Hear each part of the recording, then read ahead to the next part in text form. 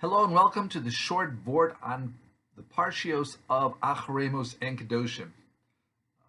Because the Kedoshim short Vort is much shorter, I'm going to start with that one, even though Acharei Mos comes first.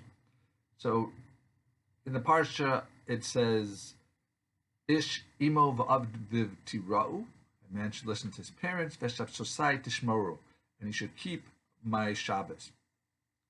So this passage teaches us that if a parent tells a child to do a sin, that you do not listen to the parent, even though it's a mitzvah to listen to them ordinarily, because they too are obligated to listen to Hashem's laws and they can't cause you to transgress. Rabbi C Kanievsky Shlita asked, why is it specifically that it says an example of keeping Shabbos?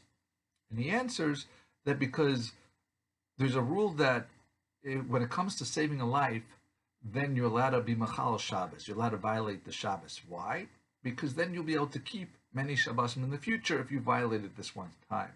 This logic could theoretically apply to the commandment of a parent, because the reward of kibbud av v'eim is longer life. So by doing this mitzvah, even if it means violating Shabbos, by listening to the parent, I'll be able to live longer and celebrate more Shabbosos. So the pasuk comes to teach us that no, even Shabbos, you cannot listen to your parents to violate it, because they have to listen to what Hashem says. Acharei Mos talks about the beginning. It says B'karvasam lefnei Hashem v'yamusu, talking about Nadav and Avihu, that they died, and often the topic is what sins did they commit that they were killed, that they died. So the Orach Chaim HaKadosh is cited by Moshe. Rav Asher Weiss in Minchas Asher.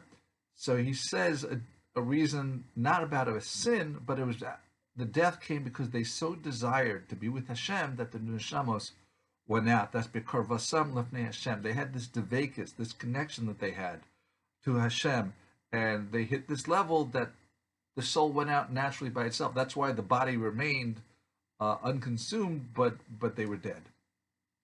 Now we see, according to the Yismach Yisrael, by the Akedah, that when Sarah Imenu heard that her son Yitzchak was ready to become an Ola Tamima, he wanted to be bound up and he was ready to be the perfect korban, she was so excited. Her connection to Hashem, her devekus to Hashem went up, and that's why she died, because she was so happy and she wanted to. There was simcha that created this connection to the Ribono Shel Olam. The question is, why was Aharon and Moshe, were they less or greater than Nadav and Avihu? How come they didn't have that level of dvekus that they died? And Avraham and Yitzchak, they participated in the Akedah themselves directly. How come they didn't have a higher level than Sarah and have their dvekus and therefore leave this world?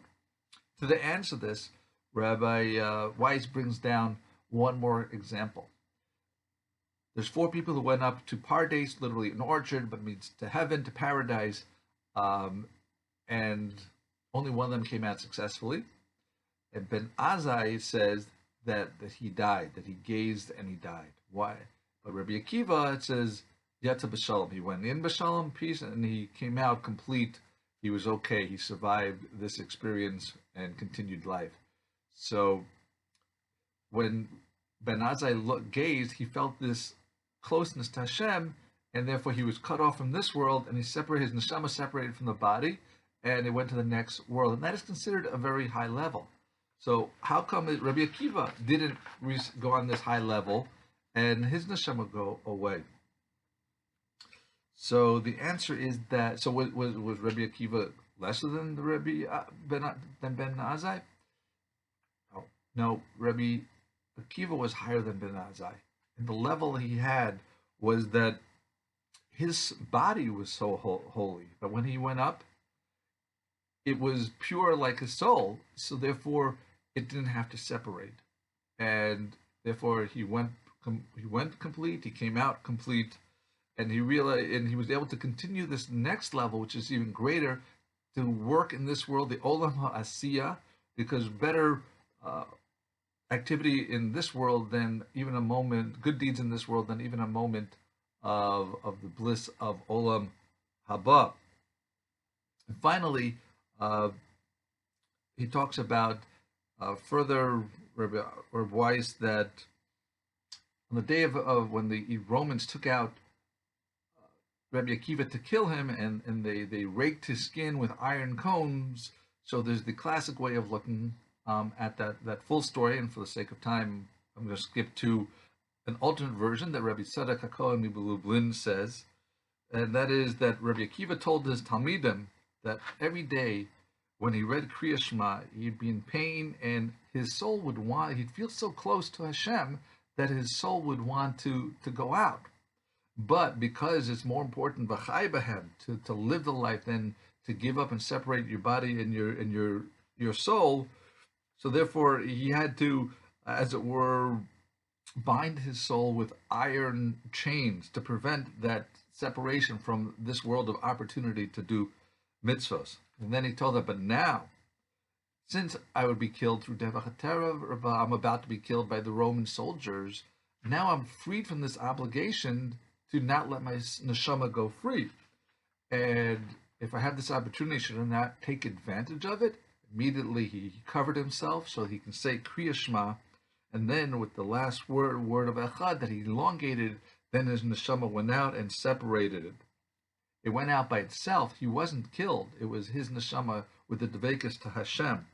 And so that's why, Rabbi Akiva, when it says he was always in pain about having to keep his neshama here, now he was nichnas shalom and bala shalom, so he was able to separate his soul and go up to Shemayim. And that's the same thing by, at least in this aspect, that Avraham and Yitzchak were greater than Sarah, and Aharon and Moshe were greater than Nadav and Avihu, that they were able to build and continue, despite their high level of dveikus, to stay in this world, the Olam HaAsuya, and do what is necessary and take the advantage on it and elevate themselves even further. Thank you for listening. Have a wonderful week and a wonderful Shabbos. Please like, share, and subscribe.